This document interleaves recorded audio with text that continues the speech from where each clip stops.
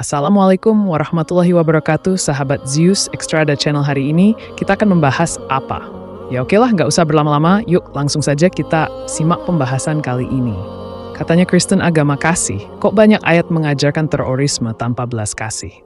Ini faktanya. Dari sudut sejarah peperangan, perang salib dan sebagainya seperti di Bosnia, Chechnya, dan Kepulauan Maluku, orang-orang Kristianlah yang memburu Islam di mana saja mereka berada. Orang-orang Kristian yang melakukan keganasan ternyata didorong oleh ayat-ayat yang mengajarkan kekerasan di dalam Alkitab mereka. Faktanya memang dalam Bible didapatkan banyak sekali ayat baik yang tersirat ataupun yang tersurat dengan jelas mengajarkan dan mencontohkan berbuat ganas, tak ampun, apalagi etika. Jadi agama kasih yang sering menjadi slogan mereka dengan mudah dibantah dengan banyaknya ayat yang mengajarkan sebaliknya. Apakah ada metodologi khusus dalam ajaran Kristen untuk memahami ayat-ayat yang kontroversi seperti ayat-ayat di bawah ini? Apakah ayat-ayat seperti ini harus dihapus hukumnya? Yosua, yang dianggap orang Kristen sebagai panutan, menyerang dan membantai orang-orang di Yerikho. Yosua 6 ayat 21. Mereka menumpas dengan mata pedang segala sesuatu yang di dalam kota itu, baik laki-laki maupun perempuan, baik tua maupun muda, sampai kepada lembu, domba, dan keledai. Ulangan 20 ayat 16. Tetapi dari kota-kota bangsa-bangsa itu yang diberikan Tuhan Allahmu kepadamu menjadi milik pusakamu, janganlah kau biarkan hidup apapun yang bernafas.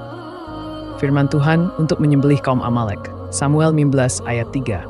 Jadi pergilah sekarang, kalahkanlah orang Amalek, tumpaslah segala yang ada padanya, dan janganlah ada belas kasihan kepadanya.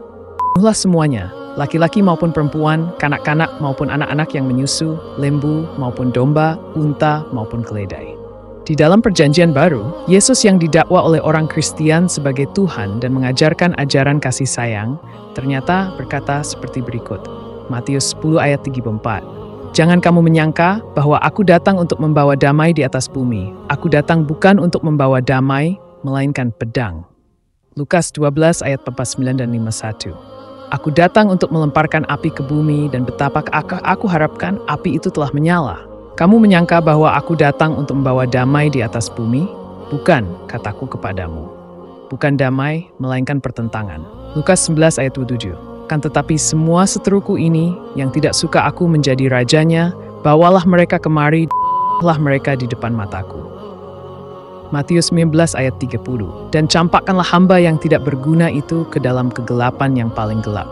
Di sanalah akan terdapat ratap dan kertak gigi, ajaran tanpa belas kasihan. Kitab Bilangan 31 ayat 17 sampai 15. Maka sekarang bunuhlah semua anak laki-laki di antara anak-anak mereka, dan juga semua perempuan yang pernah bersetubuh dengan laki-laki haruslah kamu.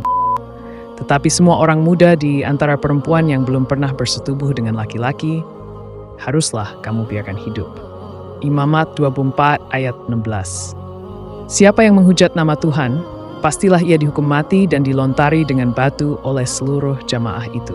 Baik yang asing maupun orang Israel asli, bila ia menghujat nama Tuhan, haruslah dihukum mati. Ayat-ayat tersebutlah yang mampu mendorong pengganas-pengganas Kristian di seluruh dunia untuk menebarkan kekerasan di muka bumi.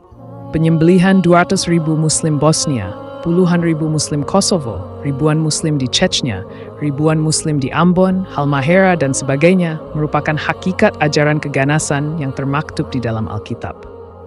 Bila kita menyaksikan kebiadaban di Palestina yang didukung USA, kita saksikan berapa banyak anak-anak harus menjadi cacat, berapa banyak anak harus kehilangan ibu dan bapaknya. Yang amat mereka sayangi berapa banyak seorang istri harus kehilangan suaminya. Ya berapa banyak suami harus menggendong mayat istrinya yang bersimbah darah menangis dalam dekapannya, berapa banyak seorang kakak menggendong mayat adiknya seraya menangis dan menjerit pilu. Kita pernah melihat foto-foto di koran orang tua yang menangisi kepergian anak-anaknya karena bom terkutuk.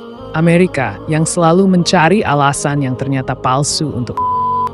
Kita bisa membaca ada seorang anak menangis di depan mayat orang tuanya sambil menggendong mayat adiknya yang berdarah. Tatapan mereka kosong, karena tidak tahu lagi kapan ia bisa merasakan dekapan orang tuanya kembali. Kemudian bercanda riang bersama sang adik. Saudaraku, begitu pilunya hati mereka. Tahukah kita bahwa itu terjadi secara berulang di dunia ini, dengan pelaku kejahatannya adalah sama, yaitu pengikut Injil. Di Bosniakah, Mereka yang wanitanya diperkosa dan laki-lakinya dibunuh dengan cara biadab. Mereka dibantai oleh siapa? Di Afghanistankah mereka? Di Irakkah mereka? Di Palestinakah mereka? Sejak zaman Baheula, para penjajah yang menjarah dan membunuh para pejuang kemerdekaan juga pengikut Injil. Kita ingat pada saat sekolah dulu dapat pelajaran bahwa penjajah membawa misi 3G, yaitu Gold, Glory, Gospel. Mereka suka menjarah, suka membantai, dan terakhir menyiarkan agamanya. Kita bisa mengambil kesimpulan, pengikut Injil lah pelaku kerusakan sejak zaman dulu. Ingatkah kita selama 360 tahun dijarah, dirampas, diperkosa, dibantai oleh Belanda? Pengikut Al-Qur'ankah mereka atau pengikut Injil? Mereka sejak dulu melakukan kerusakan mungkin terinspirasi ayat-ayat Injil di atas. Begitu jahatkah Tuhan mereka, sehingga perempuan, anak-anak, bahkan anak yang masih menyusui, lembu, domba, bahkan keledai yang tidak bersalah juga harus dibantai? Kalau kita melihat pembantaian demi pembantaian yang dilakukan mereka, maka kita akan mengatakan, oh, pantas. Setelah membaca ayat 2 Injil yang saya bacakan, pengganas-ganas Kristen begitu biadab. Oke lah, salam waras dan salam satu Tuhan yang tiada duanya, apalagi 3 jadi 1. Terima kasih Sobat Zeus Extrada Channel telah nonton VT saya sampai habis. Semoga informasi yang disajikan bermanfaat bagi Anda. Jika Anda memiliki pertanyaan lebih lanjut atau ingin berbagi pengalaman, jangan ragu untuk meninggalkan komentar di bawah, kami akan dengan senang hati menjawabnya. Sampai jumpa di VT. VT saya selanjutnya, bye-bye. Wassalamualaikum warahmatullahi wabarakatuh.